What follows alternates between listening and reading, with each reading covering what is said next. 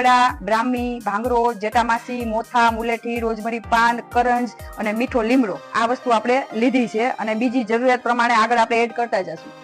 હવે આપણે બધી જડીબુટ્ટીને નાખી અને 24 કલાક પૂરતું પલાળવાનું છે. બધી જડીબુટ્ટી અંદર નાખી અને આ ગોખણનું વાસણ લેવાનું છે, જેથી કરીને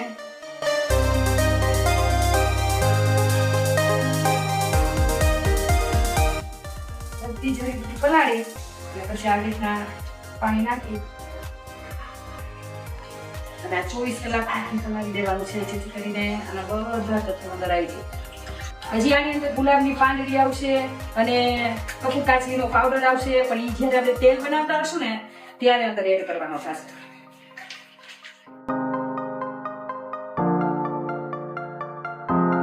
આ બધી જડીબુટ્ટી હવે સિદ્ધ થઈ ગઈ છે. 50% પાણી બળી ગયું. હવે એડ કરશું આપણે આની અંદર દેશી ગાયનું દૂધ. હવે આપણે આને કહેવાય ક્ષીરપાક વિધિ, જે મગજ માટે બહુ ઠંડક આપશે. જે સફેદ વાળ નાની નાની ઉંમરમાં થાય ને એ વાળ થાતા અટકશે. આ બધું દૂધ આની અંદર નાખી દેવાનું. આ 6 લીટર દૂધ છે.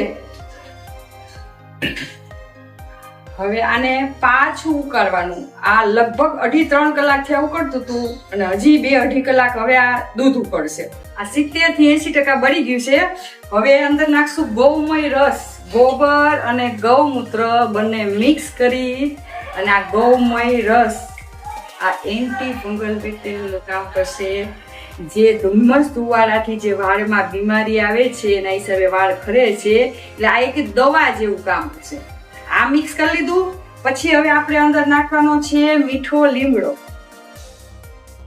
પછી નાખવાની છે ગુલાબની પાંખડીઓ, જેથી કરીને બિલકુલ સ્મેલ નહીં આવે, વાળ નહીં આવે. અને પછી આપણે નાખવાની છે આ મેથી દાણા. લગભગ આપણે 6-7 કલાકથી આ પ્રોસેસ શરૂ છે. હવે આ પ્રોસેસ હજી આપણી 70% પહોંચી છે.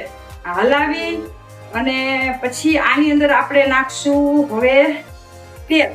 કાળા તલનું લાકડાની ઘાણીમાં કાઢેલું આ તેલ છે. આ કાળા તલનું તેલ છે અને લાકડાની ઘાણીમાં કાઢેલું છે. હવે આ છે કોપરેલનું તેલ. આ પણ લાકડાની ઘાણીમાં કાઢેલું છે.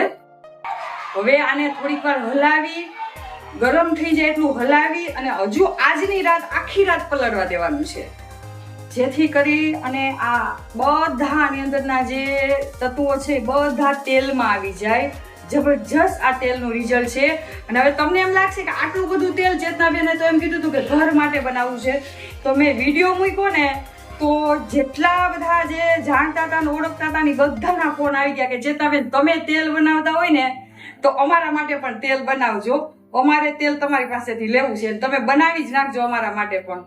એટલે આ જેટલા કીધું ને બધું એના માટેનું તેલ છે. હજી આ 3જે દિવસે આ તેલ તૈયાર થઈ જશે. હવે આને થોડીક વાર ઉકાળી અને આને આખી રાત રહેવા દેવાનું છે અને આની પ્રોસેસ ફરીથી કાલ શરૂ કરવાની છે આપણે.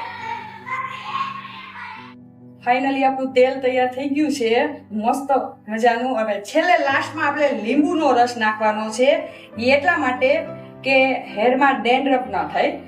હવે થોડી વાર ઉકાળી અને આપણું તેલ તૈયાર થઈ ગયું છે, તો એક વખત ટ્રાય મારજો. બહુ જબરજસ્ત રિઝલ્ટ છે અને સંપૂર્ણ આયુર્વેદિક પદ્ધતિથી બનાવેલું છે. તમે પણ આવી રીતના બનાવો.